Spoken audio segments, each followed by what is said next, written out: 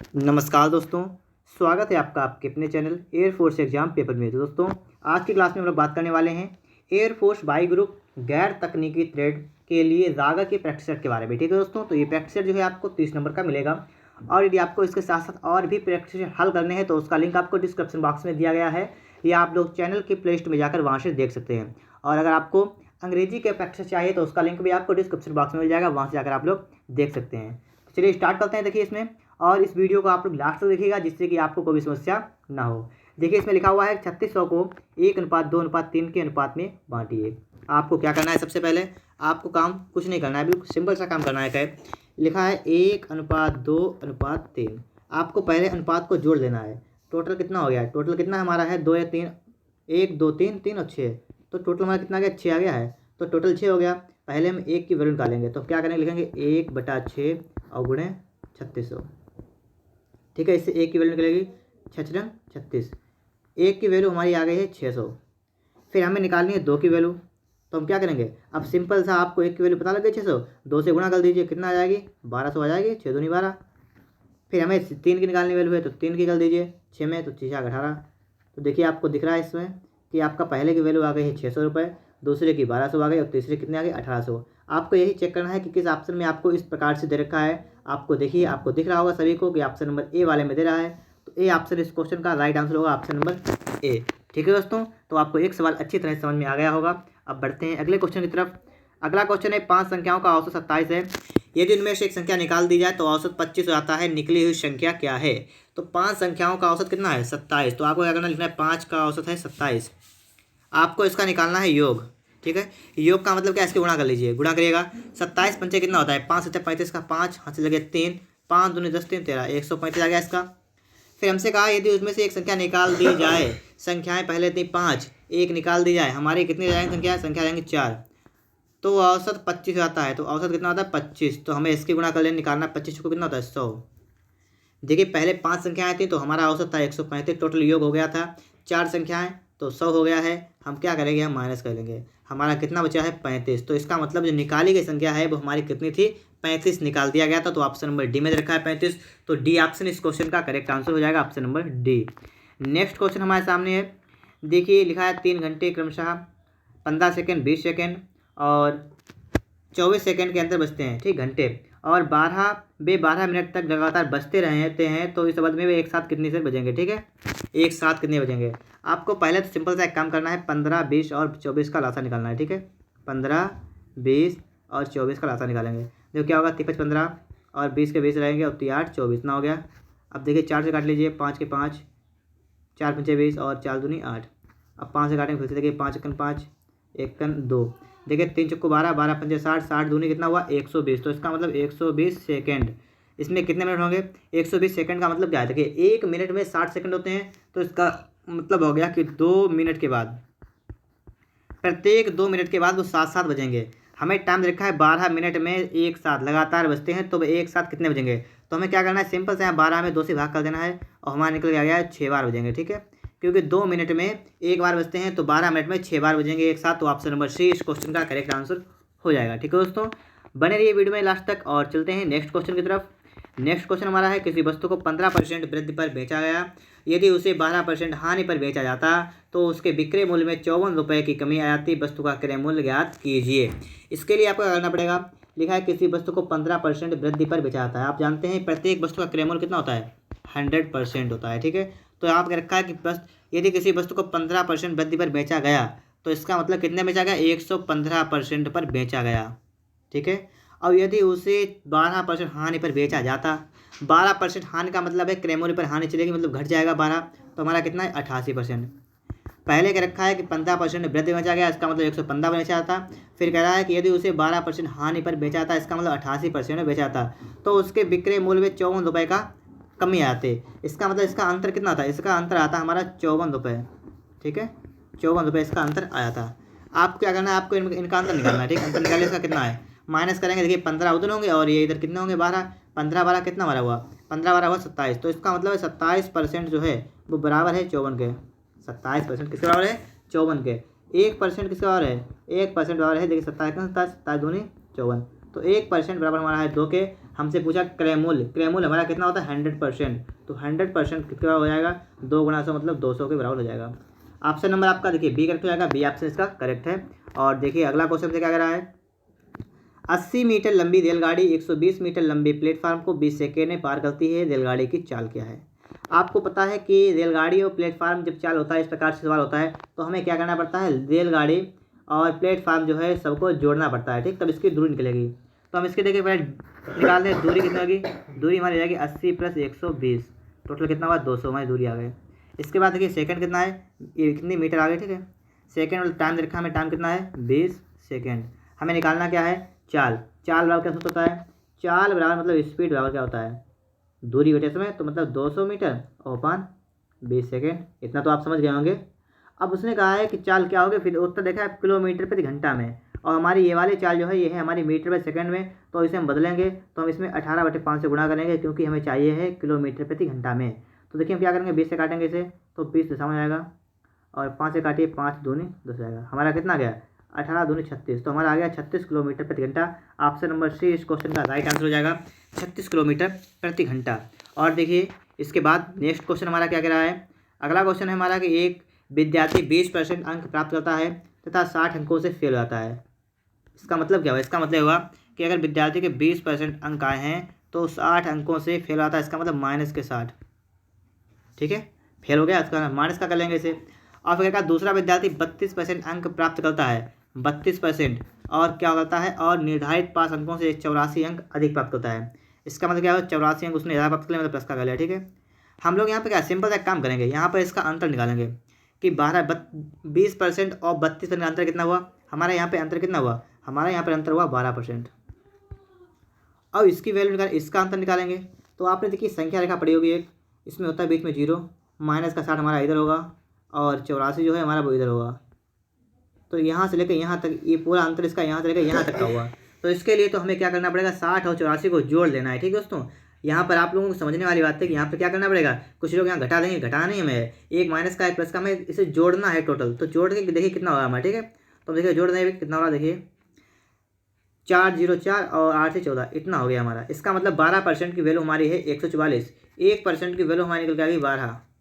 हमसे पूछा गया है परीक्षा में कुल कितने अंक, 100% हमेशा होता है, 100% वैल्यू कितनी आएगी 12 और 2 0 मतलब 1200। ऑप्शन नंबर बी इस क्वेश्चन का करेक्ट आंसर होगा, ऑप्शन नंबर बी। उम्मीद करता हूँ आपको ये सवाल भी अच्छी तरह समझ में आया होगा।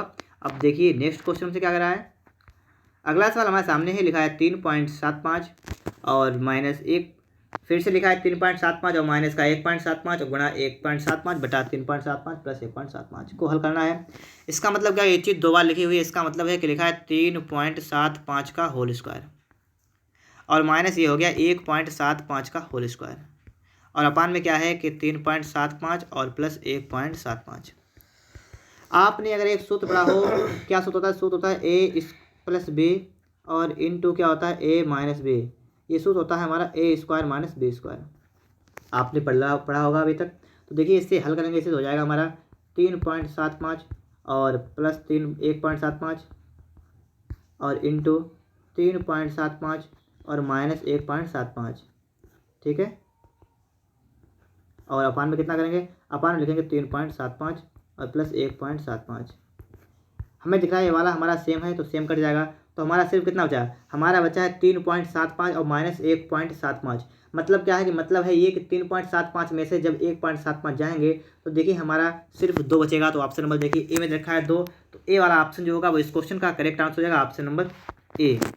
अब देखिए नेक्स्ट क्वेश्चन से क्या कर रहा है, निम्नलिखित में सबसे बड़ी भिन्न कौन सी है। आपके सामने 4 भिन्न रखी हैं, बड़े भिन्न निकालने के लिए क्या करते हैं, बहुत से फार्मूले लगाते हैं तब निकाल पाते हैं बड़ी भिन्न, या काटते फिरते हैं। लेकिन देखिए सिंपल सा यहाँ क्या करना है, हमें यहाँ पर देखना लिखा है 6/7, क्या लिखा है 6/7, 5/6 लिखा है, 7/8 लिखा है, 4/5 लिखा है, ठीक है। हमें यहाँ देखना है इनका अंतर कितना है, अंतर देखिए इनका, इसका अंतर कितना है 1, इसका अंतर 1, इसका अंतर 1, इसका अंतर 1, इन सब के अंतर समान है। देखिए दोस्तों क्या होता है, कंडीशन होती है कि जब दोनों के भिन्न के अंश और हर जो है उसके अगर अंतर जो है समान हो, तो जिस भिन्न का अंश सबसे बड़ा होगा, जिस भिन्न का अंश सबसे बड़ा होगा वो वाली भिन्न हमारी सबसे बड़ी भिन्न होगी। तो इसमें देखिए इस भिन्न का अंश सबसे बड़ा है 7, तो 7 सबसे बड़ा है, इसका मतलब वो हमारी भिन्न कौन सी बड़ी होगी 7/8। ऑप्शन नंबर डी इस क्वेश्चन का करेक्ट आंसर होगा, option number D. Next question हमारे सामने है, एक आयत की लंबाई व चौड़ाई का अनुपात 7:4 है, परिमाप 88 है, लंबाई चौड़ाई में अंतर ज्ञात कीजिए। देखिए अनुपात रखा है आपको, अगर हम लोग इसे मान लेंगे तो लंबाई हमारी हो जाएगी 7x, चौड़ाई हो जाएगी 4x, इतना तो आप लोग समझ रहे होंगे। और रखा है परिमाप 88 है। आयत का परिमाप सूत्र क्या होता है, लंबाई 2 × लंबाई प्लस चौड़ाई। लिखेंगे 2 × लंबाई हमारी कितनी है 7x और प्लस चौड़ाई कितनी है 4x, बराबर कितना हमारा 88। हमें क्या करना है, 2 से काटना है, 4 4 मतलब 44। तो हमारा टोटल कितना हुआ ये वाला 11 x बराबर हमारा आ गया है 44। 11 1 11, 11 चौक 44। इसका मतलब x की वैल्यू हमारी कितनी आ गई 4, x की वैल्यू हमारी 4 आ गई है। हमें लंबाई चौड़ाई में अंतर पूछा गया, लंबाई कितनी हमारी है 7x, चौड़ाई है 4x, हमें ये अंतर निकालना। इसका मतलब हो गया हमारा 3x, तो हो जाएगा 3 × 4 कितना आ गया हमारा 12। तो इसमें अंतर कितना निकल गया 12। तो ऑप्शन नंबर देखिए सी में रखा है 12, तो सी ऑप्शन इस क्वेश्चन का करेक्ट आंसर होगा ऑप्शन नंबर सी। वीडियो में लास्ट तक बने रहिएगा और चलते हैं अगले क्वेश्चन की तरफ। अगला क्वेश्चन हमारा है कि एक 300 मीटर लंबी रेलगाड़ी एक बिजली के खंभे को 20 सेकेंड में पार करती है, तो रेलगाड़ी की चाल क्या होगी, आपको बताना है। इसके लिए क्या करना पड़ेगा, आपको सिंपल सा काम करना पड़ेगा। देखिए रेलगाड़ी की लंबाई रखी है 300 मीटर, इसका मतलब ये दूरी हो गई और 20 सेकंड समय हो गया। हमें निकालनी है चाल, स्पीड निकालनी है, डिस्टेंस अपॉन टाइम मतलब 300 और बटा 20। ये हमारी किस में जाएगी, इसे हम काट भी लेंगे। देखिए 3 से काटिए 15 हो जाएगा, ये हमारी आ गई 15 मीटर प्रति सेकेंड, चाल आ गई। हमें बदलना है इसमें किलोमीटर प्रति घंटा में। इसके लिए हमें क्या करना पड़ेगा, 18/5 से गुणा करना पड़ेगा। तो देखिए 15 × 18/5, 5 3 15, 18 कितना हुआ हमारा 54। तो इसका मतलब है हमारा उत्तर आएगा 54 किलोमीटर प्रति घंटा। ऑप्शन नंबर डी में रखा है, तो डी ऑप्शन इस क्वेश्चन का करेक्ट आंसर हो जाएगा। अब देखिएगा नेक्स्ट क्वेश्चन हमसे क्या पूछ रहा है, किसी सांकेतिक भाषा में 526 का अर्थ स्काई इज ब्लू, 24 का अर्थ ब्लू कलर, 436 का अर्थ कलर इज फन, तो फन के लिए कौन सी प्रयुक्त की गई है। ठीक है, देखिए इस प्रकार से अब आप समझिएगा। देखिए आपके सामने क्वेश्चन लिखा हुआ है, हमें यहाँ क्या देखना है, हमें देखना है इनमें और इनमें हमें क्या कॉमन मिला है। इन संख्याओं में हमें कॉमन ढूंढना है, क्या कॉमन मिला है। देखिए आपको इसमें जो है ब्लू है और ब्लू इसमें है, और इसमें देखिए आपको 2 2 मिल रहा है। ठीक है, इस प्रकार से हम अभी आपको काट के दिखाएंगे। ठीक है, तो आप समझिएगा आप लोग। इन दोनों में हम देख रहे हैं ब्लू ब्लू जो है कॉमन है और इधर 2 2 कॉमन है, तो हम ब्लू से ब्लू काटेंगे और यहाँ से 2 से 2 काटेंगे। इसका मतलब ब्लू के लिए हमारा कितना है 2, लेकिन पूछा गया फन के लिए। ठीक, तो अभी रुकिएगा और देखिए आगे देखिए आप लोग। अब देखिएगा आप लोग, आपको ये क्या देखना है, आपको देखना है कि पहले वाला और तीसरा वाला। ठीक है, मतलब पहला वाला ये वाला और तीसरा वाला कौन सा है हमारा ये वाला। इसमें देखिए आपको दिख रहा है इज इज, दोनों जगह पे हमारा कितना है इज इज है, और इसमें देखिएगा इसमें देखिएगा तो यहाँ पर 6 6 मिल रहा है। ठीक है, तो इज इज जो है वो कटेगा 6 6 से कटेगा, तो इज किससे कटेगा 6 से कटेगा। तो देखिएगा हम आपको दिखा रहे काट के भी, इज कटेगा हमारा 6 से। देखिए इज यहाँ पर है और इज यहाँ पर है, और ये इसके लिए हो जाएगा 6 6। देखिए हमारा क्या बचा है, स्काई के लिए कितना बचा है हमारा 5, और ये देखिए कलर बताया था हमारा, कलर के लिए बचा है हमारा 4। यहाँ से देखिए यहाँ कलर है, यहाँ पर 4 बचा है, तो कलर के लिए 4, तो ये देखिए कहाँ गया, ये वाला 4 जो है वो कलर से कट जाएगा। तो हमारा बचा है फन, और फन के लिए हमारा कितना बचा है यहाँ पर 3, फन के लिए कितना बचा है 3। तो ऑप्शन नंबर देखिए बी में रखा है 10, तो बी ऑप्शन जो होगा वो इस क्वेश्चन का करेक्ट आंसर होगा ऑप्शन नंबर बी। देखिएगा नेक्स्ट क्वेश्चन हमसे क्या पूछ रहा है। अगला क्वेश्चन आपके सामने आ रहा है, लिखा है देखिए, एक व्यक्ति का परिचय देते हुए एक स्त्री ने कहा, किसने कहा, स्त्री ने कहा, क्या कहा आप समझिएगा उसकी बात को। स्त्री ने कहा कि वह मेरी माँ, मतलब ये हुआ उस व्यक्ति। ठीक है, उसका परिचय दे रहा है, कह रही है कि वह कि मेरी माँ मतलब इसकी माँ, स्त्री की माँ जो है इसकी का इकलौता पुत्र है। इसका इकलौता क्या है, इसका पुत्र है। ठीक है, स्त्री की माँ उसका पुत्र, इसका मतलब ये दोनों क्या होंगे, ये दोनों होंगे भाई बहन। अब यहाँ पूछा गया स्त्री का पुरुष से क्या संबंध है, तो ये क्या हुआ इसका बहन। ठीक है, तो ऑप्शन नंबर डी करते जाएगा कि स्त्री का पुरुष से क्या है, मतलब स्त्री जो है वो पुरुष की बहन है। तो ऑप्शन नंबर डी इस क्वेश्चन का राइट आंसर होगा। और देखिएगा अगला सवाल क्या करें हमसे, आपके सामने सवाल आ चुका है, सही से देखिएगा, आप सवाल को हल करिएगा। लिखा है 15 19 34 49 13 62, तो 36 26 क्या हो जाएगा। देखिए अगर हम 15 और 19 को जोड़ें तो हमारा 34 आएगा, क्योंकि 9 5 14 का 4 हाथ लगा 1 1 2 1 3।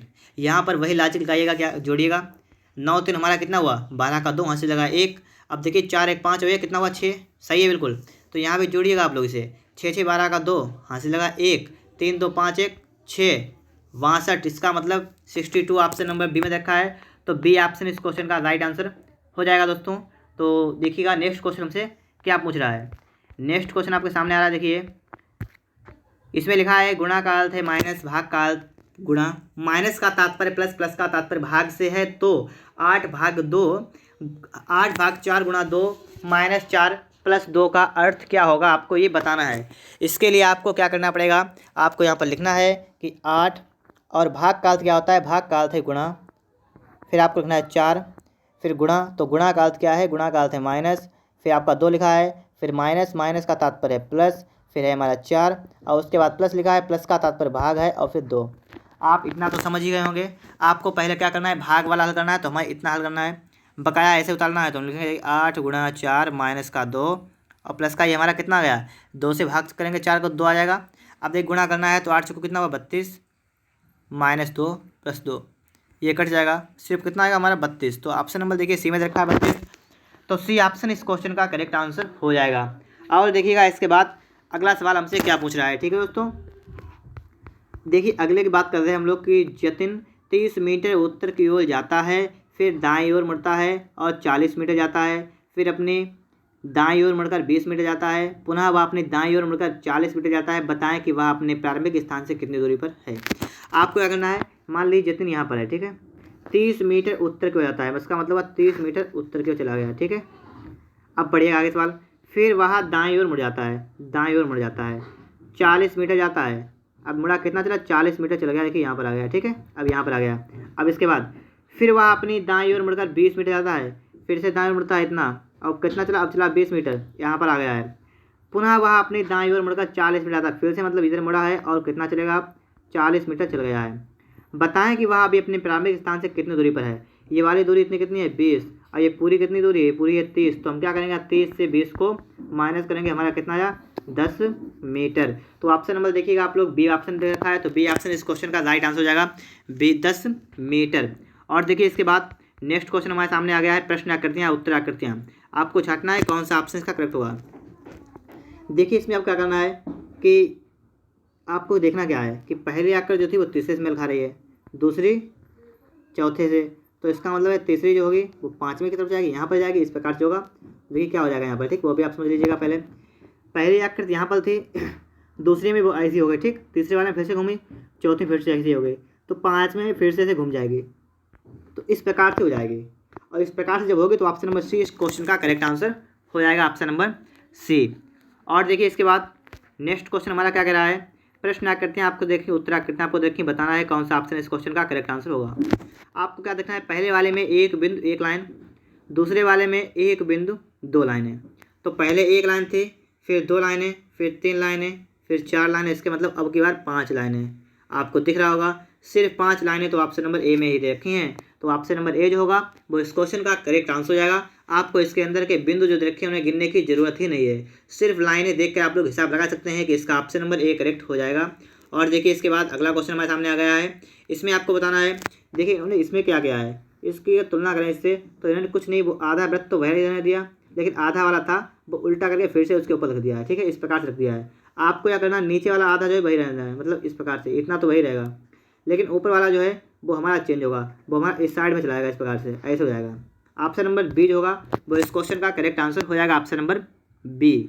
वीडियो में लास्ट तक बने रहिएगा, जिससे कि आपको पूरा प्रैक्टिस सेट अच्छी तरह से समझ में आया किस प्रकार से एयरफोर्स बायो ग्रुप गैर तकनीकी ट्रेड का पेपर हमारा आता है वायुसेना का, ठीक है। देखिए इसके बाद अगला क्वेश्चन हमारा क्या है, इसमें आपको छांटना है कौन सा बेमेल है। बेमेल छांटने के लिए इसमें तो आपको कोई काम करना ही नहीं है, यहाँ देखना है भुजाएं कितनी है, 4, यहाँ 4, यहाँ पर 4, यहाँ पर 3, दिख गया आपको होगा कि ऑप्शन नंबर डी जो होगा इस क्वेश्चन का करेक्ट आंसर होगा, क्योंकि इसमें भी हमें 4 होनी चाहिए थी। नेक्स्ट क्वेश्चन आपके सामने, इसमें आपको ढूंढना है, ठीक है। तो देखिए अगर हम बात करें गोला सब में है, लेकिन इसमें देखिए इस प्रकार से तीर लगा हुआ है, ठीक है, इस प्रकार से, इस प्रकार से। अगर हम बात करें इस तीर की, तो ये हमेशा ये 90 अंश पर इसमें है, इसमें 90 अंश पर है, इस वाले में भी इस प्रकार से 90 अंश पर है, लेकिन इस वाले में तो ये कोण बड़ा है थोड़ा, देखिएगा इसमें ये कोण इस प्रकार से है, होना चाहिए इस प्रकार से, लेकिन हमारा इतना बढ़ा हुआ है, तो इस प्रकार से इतना बढ़ा हुआ है, तो इसका मतलब होगा किसी ऑप्शन जो होगा यही बेमेल होगा, ठीक है। तो बेमेल हमारा कौन सा होगा, ऑप्शन नंबर सी, बेमेल अलग। देखिए इसके बाद में हमारे पास कुछ जीके के इंपॉर्टेंट क्वेश्चन आ गए हैं, देखिए उन्हें हम कैसे हल करते हैं, ठीक है, आप लोग वो भी देखिएगा। क्वेश्चन नंबर 26 लिखा हुआ है कि निम्नलिखित में से किसके उत्पादन में भारत प्रथम स्थान पर है। आपके सामने 4 क्वेश्चन हैं, ऑप्शन 4 आपके सामने दिए हुए हैं, आपको बताना है लौह इस्पात, दूध, खनिज तेल, चावल। तो देखिए आप कौन सा चूज कर रहे हैं, हम आपको बता रहे हैं कि ऑप्शन नंबर 20 क्वेश्चन का करेक्ट हुआ कि दूध जो है भारत में प्रथम स्थान पर है, दूध। नंबर 2 क्वेश्चन नंबर 27, फल को पकाने में किसका प्रयोग किया जाता है? ऑप्शन आपके सामने 4 लिखे हुए हैं, methane, ethane, acetylene, calcium carbonate. अगर आपने चूज किया है ऑप्शन नंबर सी तो बिल्कुल सही चूज किया है, एसिटिलीन। ठीक है दोस्तों, तो एसिटिलीन इसका राइट ऑप्शन हो जाएगा। नेक्स्ट क्वेश्चन हमारा आ गया आपके सामने, क्वेश्चन नंबर 28, निम्न में से कौन सी हिमालय की सबसे ऊंची चोटी है? कंचनजंगा, धौलागिरी, कामेत, अन्नपूर्णा। आपके सामने 4 ऑप्शन है। अगर आपने चूज किया ऑप्शन नंबर ए तो बिल्कुल करेक्ट हो जाएगा। क्या हो जाएगा? कंचनजंगा। नेक्स्ट क्वेश्चन आपके सामने लिखा हुआ है, देखिए 29 नंबर। क्या कह रहा है हमसे? कह रहा है कि भारत में मीठे पानी की सबसे बड़ी झील कौन सी है? डल झील, चिल्का झील, कोलेरू झील, सांबर झील। ठीक है दोस्तों, आपके सामने 4 ऑप्शन आ चुके हैं, आपको इनमें सोचना है कौन सी होगी। ठीक है, तो इसमें जो हो जाएगा डल झील, तो ऑप्शन नंबर ए जो होगा इस क्वेश्चन का करेक्ट आंसर हो जाएगा। इसके बाद नेक्स्ट क्वेश्चन हमारा क्या है? नंबर 30, भारत की संसदीय प्रणाली कहाँ से ली गई है? आपके सामने 4 ऑप्शन, अमेरिका, ब्रिटेन, फ्रांस, रूस। अगर आपने इसमें से ऑप्शन नंबर बी को चूज किया है तो बिल्कुल करेक्ट चूज किया है, ब्रिटेन। ब्रिटेन की जो है ब्रिटेन से ली गई हमारे भारत की संसदीय प्रणाली।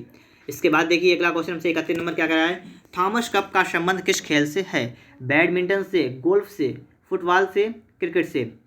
आपके सामने 4 ऑप्शन है और आपको बताना है इनमें से कौन सा ऑप्शन का करेक्ट होगा। अगर आपने चूज कर लिया है कि ऑप्शन नंबर ए जो होगा इसका करेक्ट होगा तो ऑप्शन नंबर ए जो है इसमें लिखा है बैडमिंटन, तो थॉमस कप का संबंध किससे है? बैडमिंटन, तो ऑप्शन नंबर ए इस क्वेश्चन का करेक्ट आंसर हो जाएगा। अब बात करेंगे विटामिन सी की कमी से कौन सा रोग होता है। देखिए आप लोग सोचिएगा विटामिन सी की कमी से कौन सा रोग होता है। ठीक है, विटामिन सी की कमी से होता है हमारा स्कर्वी रोग, तो ऑप्शन नंबर सी करेक्ट हो जाएगा। अब बात करेंगे हम लोग कि बेरीबेरी रोग। बेरीबेरी रोग विटामिन बी की कमी से होता है, B1 की कमी से, और बताऊँ की बात करें विटामिन ए की कमी से होता है। नेक्स्ट क्वेश्चन हमारा है, टीपू सुल्तान कहाँ का शासक था? आपको बताना है, दिल्ली, मद्रास, आगरा, मैसूर। अगर आपने चूज किया है ऑप्शन नंबर डी तो बिल्कुल करेक्ट है, मैसूर का शासक था टीपू सुल्तान। अब देखिए अगले क्वेश्चन में हमसे क्या कहा गया है। नेक्स्ट क्वेश्चन, मेगास्थनीज किसके शासनकाल में भारत आया था? चंद्रगुप्त मौर्य के, अशोक, हर्षवर्धन, चंद्रगुप्त द्वितीय। तो चंद्रगुप्त मौर्य के शासनकाल में आया था, तो ऑप्शन नंबर ए अगर आपने चूज किया है तो बिल्कुल करेक्ट है, चंद्रगुप्त मौर्य। और इसके साथ अंतिम क्वेश्चन हमारा है, सत्य शोधक समाज की स्थापना किसने की थी? हरि गोपाल हरि देशमुख, महादेव गोविंद रानडे, ज्योतिबा फुले, नरेंद्र दत्त। अगर आपने इसमें चूज किया है ऑप्शन नंबर सी तो बिल्कुल करेक्ट होगा, ज्योतिबा फुले। क्वेश्चन क्या था? सत्य शोधक समाज, तो सत्य शोधक समाज की स्थापना किसने की थी? ज्योतिबा फुले ने। तो ऑप्शन नंबर सी इस क्वेश्चन का करेक्ट हुआ। इसी के साथ हमारा प्रैक्टिस जो है वो समाप्त हो गया है। अगर आपको वीडियो अच्छा लगा है और लाइक नहीं किया है तो लाइक करके हमारे चैनल को भी सब्सक्राइब करें। ठीक है दोस्तों, और इस वीडियो को ज़्यादा से ज़्यादा शेयर करें ताकि आपके मित्रों को भी जो है इस वीडियो से बहुत कुछ लाभ हो सके। और अगर आपको मैथ, रीजनिंग, जीके या एयरफोर्स पायलट ग्रुप से रिलेटिव आपको तैयारी करनी है तो आप आज ही हमारे चैनल को सब्सक्राइब करें और बेल आइकन को प्रेस कर लें। वीडियो देखने के लिए आपका बहुत बहुत धन्यवाद।